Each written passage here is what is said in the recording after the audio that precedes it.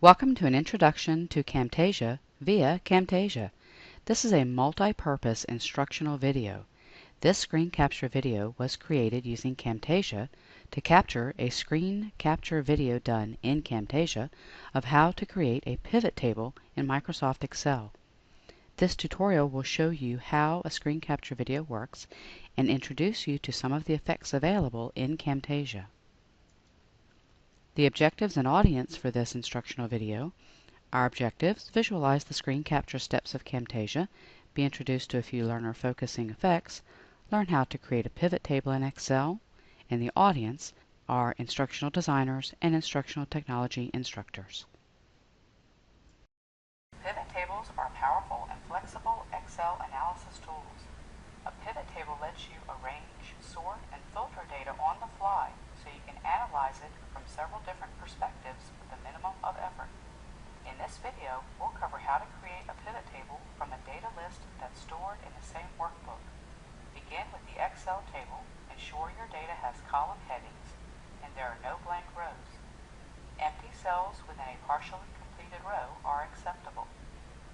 Left-click on any cell containing the data to be analyzed. Then press the Select All shortcut keys of Control and A to select all the data. To insert a pivot table, click the Insert tab on the ribbon, then click the Pivot Table button. When you do, Excel displays the Create Pivot Table dialog box. Confirm that Excel has identified your data range correctly. You will see a marquee outline around your data in the worksheet. Next, choose where you want the pivot table to be placed. For this example, we'll select New Worksheet. Click OK. Excel will create the new worksheet with a blank pivot table on the left and the pivot table panel on the right. Notice you have two new contextual tabs under Pivot Table Tools, Options and Design. As long as you are working within the pivot table, these options will be visible. If you deactivate the pivot table by clicking outside of it, the contextual tab and navigation panel will disappear. To reactivate the pivot table, click anywhere inside of it and your tabs and panel will return. A pivot table has four basic areas: the report filter, column labels, row labels, and values. The pivot table is built by placing fields in each of the areas. The easiest way to move a field is to click on it and drag it to an area. Let's say for this example, we want to know how many students were enrolled in each college and major for the 2011 school year. First, we'll bring both college and major to the row labels area.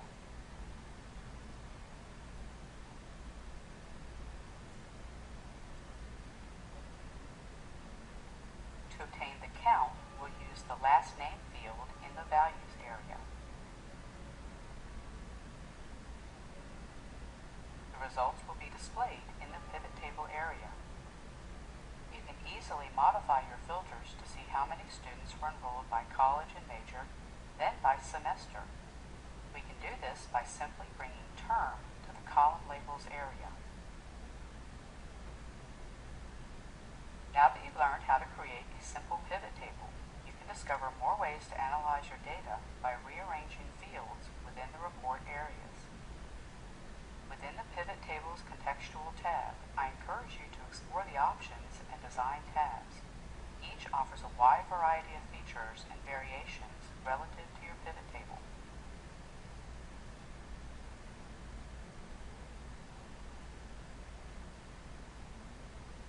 For more information on this or other Microsoft topics, please contact the training group at 713-221-8200 or email us at tlctraining@uhd.edu.